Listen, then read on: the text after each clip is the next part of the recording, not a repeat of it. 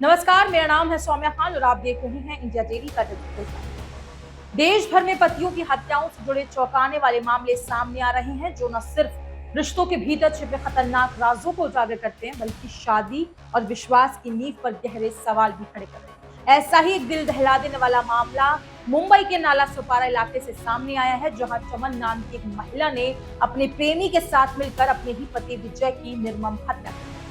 ये वारदात न केवल खौफनाक थी, बल्कि बेहद शातिराना थी। हत्या के बाद चमन ने पति की लाश को घर के भीतर ही ठिकाने लगाया। उसने खुदाई करवाकर शव को जमीन में दफन करवा दिया और ऊपर से टाइल्स लगवा दिए ताकि किसी को शक न हो। लेकिन कहते हैं ना, साजिश कितनी भी गहरी क्यों ना हो, सच ज्यादा दिन तक छुप नहीं सकता। बता दें कि वारदात के तकरीबन 15 दिन बाद जब विजय के परिजन उसके घर पहुंचे, तो उन्होंने घर के फर्श पर बदले हुए टाइल्स देखे। नए उन्हें शक हुआ और जब उन्होंने चमन की मौजूदगी में वहां खुदाई करवाई, तो एक भयावह सच सामने आया। मिट्टी के नीचे विजय का शव मिला।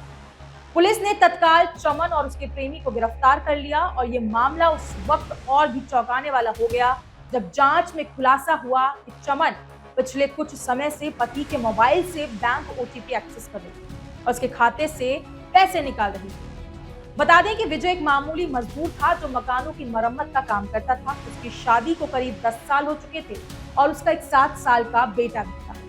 चमन एक गृहिणी थी, लेकिन उस पर जो आरोप लगे हैं वो किसी पेशेवर अपराधी से कम नहीं है। पुलिस की पड़ताल में पता चला कि विजय को कुछ समय पहले बीमा पॉलिसी के तहत 6 लाख रुपए मिले। उसके पास पहले से ही 2-3 लाख रुपए जमा थे और वो इस पैसे से अपने परिवार के लिए एक नया घर खरीदना चाहता था। उसने अपने मौजूदा घर चमन के नाम भी कर दिया था। यही लालच उसके लिए जानलेवा बन गया। हत्या से पहले के दिनों में विजय ने अपने परिवार और रिश्तेदारों से संपर्क करना बंद कर दिया था। ना वो फोन उठाता था, ना ही किसी के मैसेजेस का जवाब देता था। जब परिजन उससे मिलने आते तो चमन हर बार कोई नया बहाना बनाता। वो कहती कि विजय बोरीवली, कांदीवली या मलाड में काम पर गया है। क्योंकि वो अक्सर बाहर काम करता था, इसलिए शुरू में किसी को शक नहीं हुआ। लेकिन जैसे जैसे वक्त बीतता गया और विजय का कोई अता पता नहीं चला, तो परिवार वालों को चिंता सताने लगी। विजय के चाचा मोहन चौहान ने बताया कि जब वो घर पहुंचे तो विजय का फोन चमन के पास था और वही हर किसी को जवाब दे रही थी।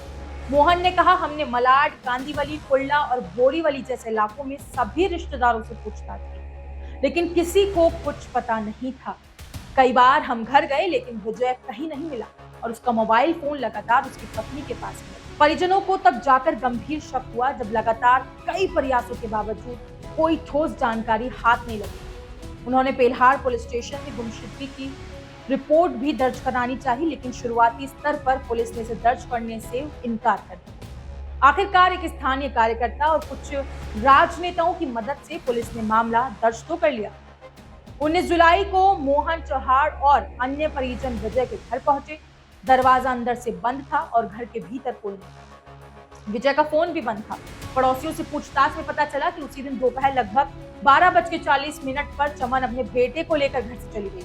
ये सूचना सुनते ही परिजन का शक और गहरा हुआ। उन्होंने पुलिस की मौजूदगी में जब फर्श की खुदाई करवाई तो मिट्टी में दफन विजय का शव बाहर निकला। ये दृश्य बेहद भयावह था और किसी फिल्मी कहानी से कम नहीं लग रहा था। बता दें कि मामला नाला सोपारा में चमन द्वारा पति की हत्या तक सीमित नहीं है, बल्कि हाल के सालों में देश भर में पतियों की हत्या के कई ऐसे मामले सामने आ चुके हैं जो बेहद खौफनाक हैं। मेरठ का चर्चित मुस्कान सौरभ हत्याकांड इसी श्रेणी में आता है, जिसमें मुस्कान ने अपने प्रेमी साहिल के साथ मिलकर पति सौरभ की हत्या की और शव को ड्रम में डालकर सीमेंट से ढक दिया। वहीं इंदौर में सोनम रघुवंशी नाम की महिला ने अपने हनीमून के दौरान पति राजा रघुवंशी को मेघालय में सुपारी देकर मरवा दिया।